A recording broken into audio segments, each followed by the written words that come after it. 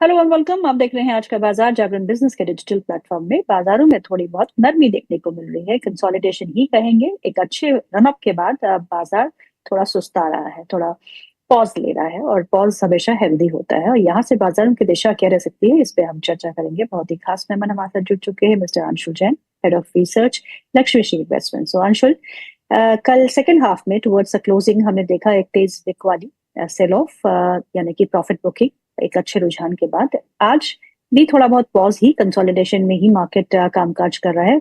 25,826 level है Nifty का, वहीं बैंक निफ्टी का 57,780 के आसपास का है। ये पॉज ही है, या फिर आपको लगता है कि कुछ और दिन इसी कंसोलिडेशन, इसी रेंज पे बाजार कामकाज करना चाहिए? नहीं नहीं, ये तो होना ही था मैडम। ये कल भी हमने बात की थी और लगभग पूरे हफ्ते हम मंडे से बात करते आ रहे हैं कि वीकली ऑर्डर ब्लॉक के अंदर है निफ्टी। यहाँ पे कंसोलिडेशन और पुल बैक की प्रोबेबिलिटी हाई है, अपसाइड की प्रोबेबिलिटी कम है। तो एज जैसा हमने एक्सपेक्ट किया था वैसा ही मार्केट चल रहा है। आज छोटा सा स्कैल्प हमने पुट्स बाई जरूर दिए थे दोनों निफ्टी और बैंक निफ्टी में, बट ब्रॉडली मैं इसमें कोई शॉर्ट प्ले करने में इंटरेस्टेड नहीं हूँ। इधर उधर का स्कैल्प मिल गया, 40-50 पॉइंट का ऑप्शन प्ले तो अलग बात है, बट मेरा शॉर्ट्स में कोई भी इंटरेस्ट नहीं है। पहला जो सपोर्ट जोन टेस्ट होना था 57,850 वो टेस्ट हो चुका है। दूसरा सपोर्ट जोन 57,600 का देख रहा हूँ। उस जोन में अगर रिवर्सल बना तो भी मेरा अभी बाइंग में बहुत इंटरेस्टेड नहीं हूं मैं, क्योंकि वर्टिकल 4,000 पॉइंट का वर्टिकल रन अप है तो उसको डाइजेस्ट करेगा ना। आप मतलब रात को बटर नान खा के आए हैं तो सुबह नाश्ता कैसे करेंगे? तो हजम करने में तो पेट को समय लगता है। तो 4,000 जी पॉइंट की रैली डाइजेस्ट होने में अगर 2 हफ्ते का समय लेता है और चौपी जी, रहता है तो आइडियली ज्यादा अच्छा होगा ना। तब फिर 60,000 की करेक्ट, जगह 62,000 तक जाएंगे। तो बिल्कुल। उस हिसाब से मैं अगले एक हफ्ते कंसोलिडेशन देख रहा हूँ। चौपी रहेगा मार्केट, ट्रेड करना इंडेक्स लेवल पे बहुत मुश्किल रहेगा, क्योंकि आपने 4,000 पॉइंट की smooth and clean up move ली है। तो 2 हफ्ते चौपीनेस अगर आती है मार्केट में तो कोई बहुत सरप्राइज नहीं होना चाहिए।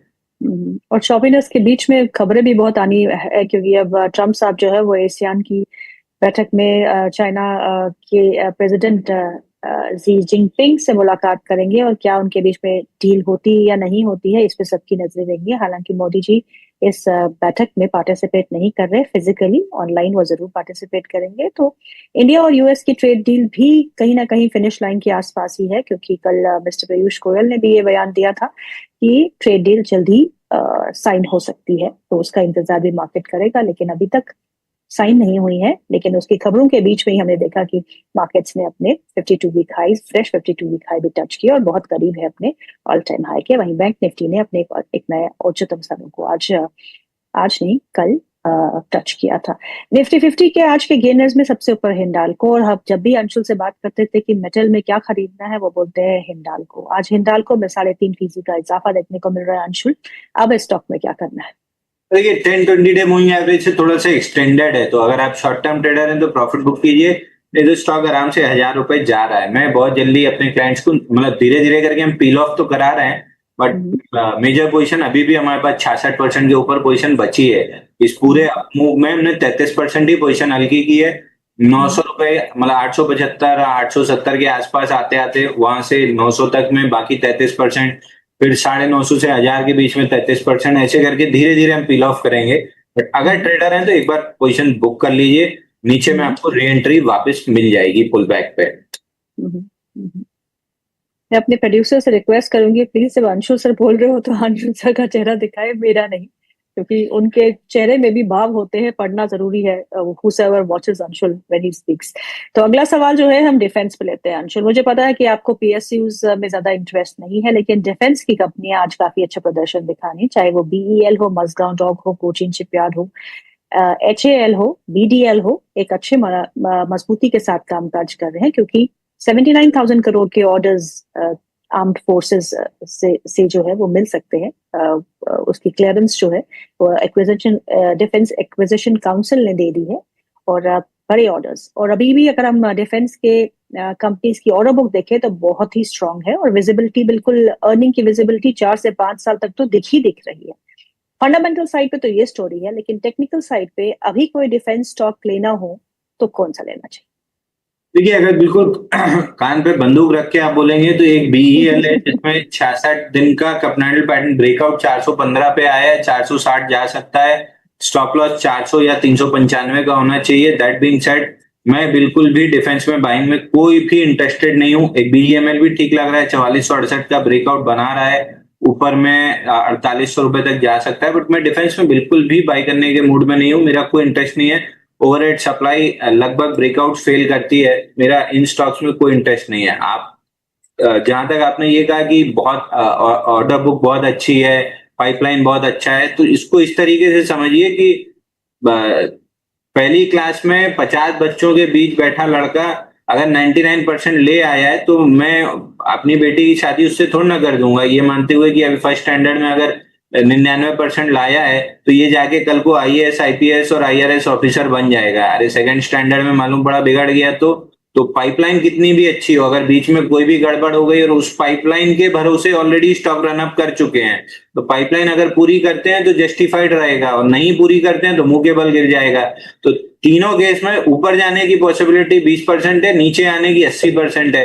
तो मैं ऐसी जगह पे ट्रेड ही क्यों करूंगा जहां पे ऑड्स मेरे फेवर में नहीं है। वैसे भी मार्केट अनप्रिडिक्टेबल है, फूफा जी अलग कोई ना कोई रोज दिन बम फोड़ते रहते हैं। तो इतनी अनप्रिडिक्टेबल एनवायरनमेंट में मैं तो वहां ट्रेड करूंगा ना जहां रिलेटिव स्ट्रेंथ है। मेरा इंटरेस्ट इन काउंटर्स में नहीं है। अगर लेना ही है कहीं, अगर पीएसयू में, तो ऑयल मार्केटिंग कंपनी ठीक है, उसमें भी वो कल रशियन ऑयल के ऊपर बम फोड़ने लगे हैं। हालांकि होगा जाएगा उसका कुछ नहीं, बैकडोर कुछ ना कुछ उसका सोल्यूशन निकल आएगा, क्योंकि रशिया से तेल लेना बंद कर ही नहीं सकते। वो भले रशिया से ना आके, जैसे अभी तक यूरोप रशिया ऑयल को इंडियन ऑयल के नाम से खरीद रहा था, क्योंकि यहाँ पे वो रिफाइन होके जा रहा था, तो वो रशियन ऑयल नहीं इंडियन ऑयल हो जा रहा था। तो ऐसे ही कोई ना कोई बैकडोर आपको मिल जाएगा। कोई खास कोई फर्क आना नहीं है उसमें, वो एज इट इज चलेगा। तो आईओसीएल, एचपीसीएल, बीपीसीएल, गेल, रिलायंस, इस टाइप की कंपनी पे आप फोकस कर सकते हैं। बाकी डिफेंस रेलवे पे मेरा कोई इंटरेस्ट नहीं है।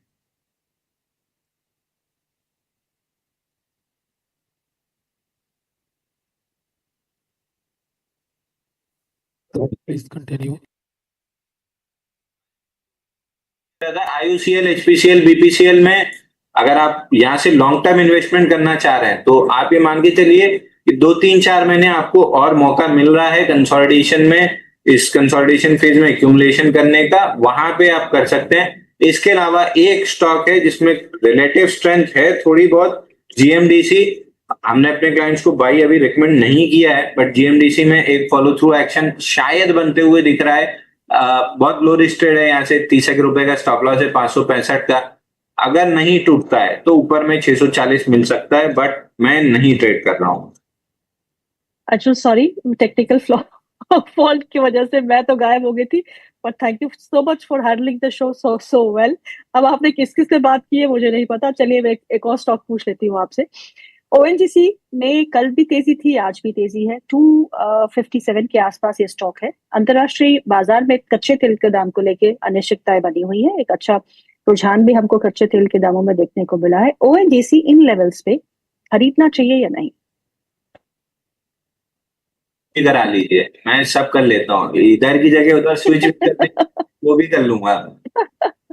जी। भाई ओएनजीसी में 255 का एक छोटा सा ब्रेकआउट आया है और स्ट्रक्चर है, चार्ट पैटर्न में स्ट्रक्चर बना हुआ है, 140 दिन का स्ट्रक्चर है।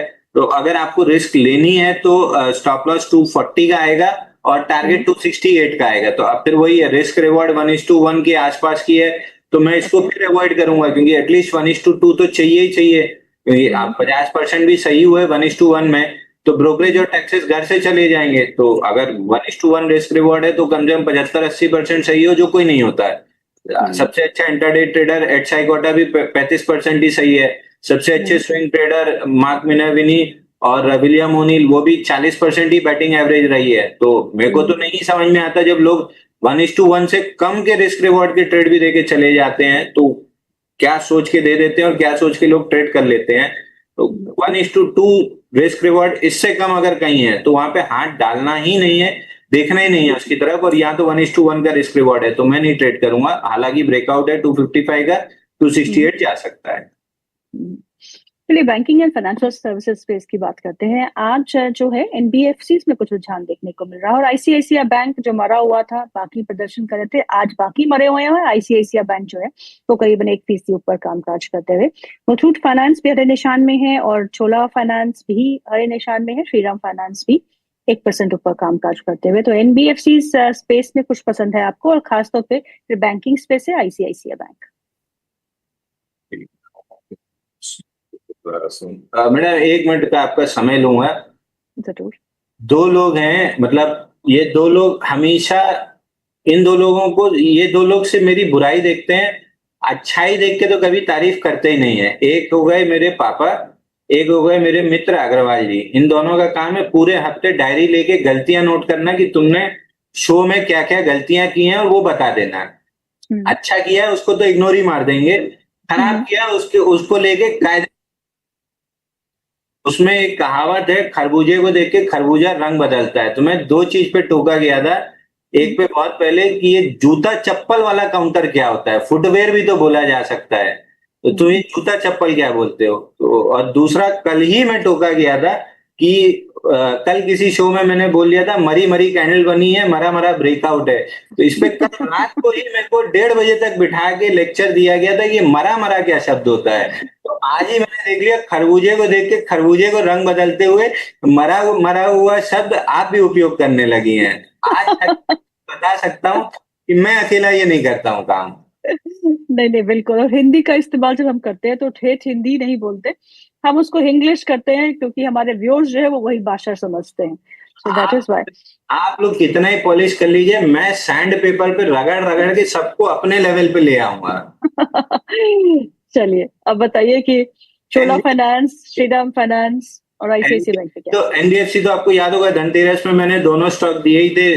3 में से 2 एनबीएफसी थे, तीसरा अदानी पोर्ट्स था। 2 एनबीएफसी थे, चोला फिन जिसमें ब्रेकआउट सस्टेन होके 2 दिन से फॉलो थ्रू मूव भी आ रहा है, नया ऑल टाइम हाई आज के सेशन में बना है 1717 का। ये स्टॉक आराम से 2000 निकल जाएगा। श्रीराम फाइनेंस भी जो छोटे वाले कप एंडल पैटर्न का 637 का ब्रेकआउट था, 715 उसका टारगेट हमने डिस्कस किया था, जो आ गया है। अब आ तो गया है, लेकिन ये रन अवे ब्रेकआउट है बड़े वाले कप एंडल का, तो मैं अभी नहीं ट्रेड करूंगा। मैं राइट साइड डेवलप होने का वेट करूंगा। राइट साइड डेवलप हो जाए, 10 वीक मूविंग एवरेज जो नीचे 650 655 पे छूट गया है, वो जब कैचअप हो जाएगा और राइट साइड डेवलप हो जाएगा, तब मैं श्रीराम फाइनेंस ट्रेड करूंगा। तब मेरे को 1000 रुपए जाते हुए दिख रहा है। तो स्ट्रक्चर में कोई दिक्कत नहीं है, बट रन अवे ब्रेकआउट है, रन अवे ब्रेकआउट फेल होते हैं। तो मैं रन अवे ब्रेकआउट नहीं ट्रेड कर रहा हूँ, राइट साइड डेवलप होने का वेट कर रहा हूँ। बाकी आखिरी बचा आईसीआईसीआई बैंक। मेरे को बहुत पसंद है आईसीआईसीआई बैंक, मैं एनी डे आईसीआईसीआई बैंक में बायर हूं, बट फिलहाल अभी मेरे लिए एक्सिस बैंक ज्यादा अच्छा चलता हुआ दिख रहा है। तो मैं एक्सिस बैंक लगभग, मेरे को याद है ब्रेकआउट आया था 1186, वहां से हम डिस्कस करते आ रहे हैं कि पहले all time high axis bank पे बनेगा, उसके बाद आईसीआईसीआई बैंक का नंबर लगेगा। तो अभी भी मैं ऑन द डिप्स 1237 के पास आईसीआईसीआई बैंक प्ले करना पसंद करूंगा, अगर इंडिविजुअल्स प्ले करना है। लेकिन मैं इंडिविजुअल्स के फेवर में पिछले 2-3 महीने से नहीं हूं। और आप देखिए मैक्सिमम रिटर्न इस पूरे में एक्सिस बैंक और बैंक निफ्टी ने ही दिया है। मैं बैंक बीसी प्ले करना पसंद करूंगा, बैंक निफ्टी का ईटीएफ, क्योंकि वहां पे मेरे को एवरेजिंग और मतलब हर 3 रुपए 4 रुपए नीचे लेना और हर 4 रुपए ऊपर बेचना, ये बिल्कुल नो ब्रेनर वाला गेम प्ले करने में ज्यादा प्रॉफिट होगा बजाय इंडिविजुअल स्टॉक्स में ब्रेकआउट पिक करने के। तो मैं अभी भी बैंक बीस में वही स्ट्रेटेजी लगाऊंगा, हर 3-4 रुपए नीचे एवरेज डाउन करता जाऊंगा और नीचे वाली पोजीशन में जैसे ही 4-5 रुपए मिलेगा मैं बुक भी करता जाऊंगा। तो बैंक बीस में ज्यादा इंटरेस्टेड है। लेकिन अगर हम फाइनेंशियल सेक्टर की बात करें तो $7 बिलियन की डील जो है अभी तक हम 2025 में देख चुके हैं, और इसमें बहुत सारी प्राइवेट इक्विटी पार्टिसिपेशन हमको देखने को मिली। और लेटेस्ट जो है वो फेडरल बैंक का ही है, कल ही आया था। ब्लैकस्टोन जो है वो इसमें निवेश कर रहा है। तो प्राइवेट सेक्टर बैंक्स में, जैसे आरबीएल बैंक की भी खबर थी। सम्मान कैपिटल को देखिए आप, सम्मान कैपिटल आज भी 5.5% ऊपर कामकाज कर रहे हुए। फेडरल